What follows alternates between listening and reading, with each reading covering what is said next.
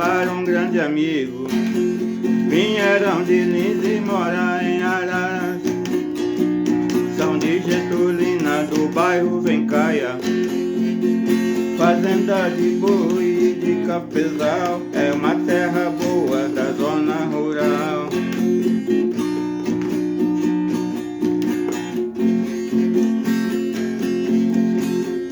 Sentimos saudade desta família, é uma família extraordinária.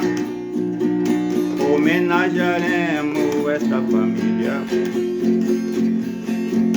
São muito queridas pelas parentalhas.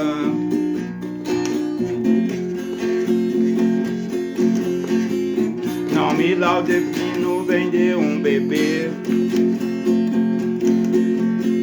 que significa ser uma criança. Ele é professor e um grande mestre, e na capoeira manteve a esperança.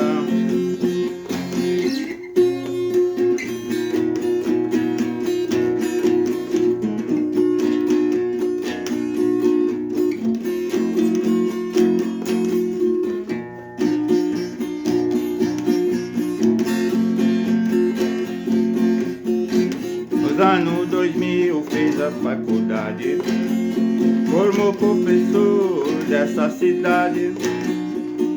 Silvânia e Frião são homenageados pelo grande mestre desta cidade.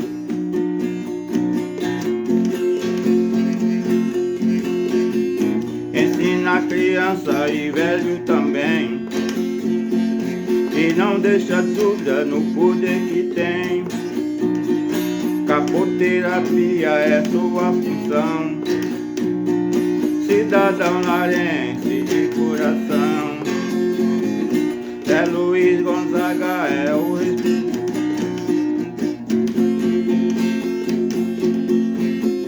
Zé Luiz Gonzaga é de Santo André. Ele é o responsável por essa façanha, e a nossa alegria, ela é tamanha. Caboclo arrojado, por Deus amparado, família Gonzaga, muito obrigado.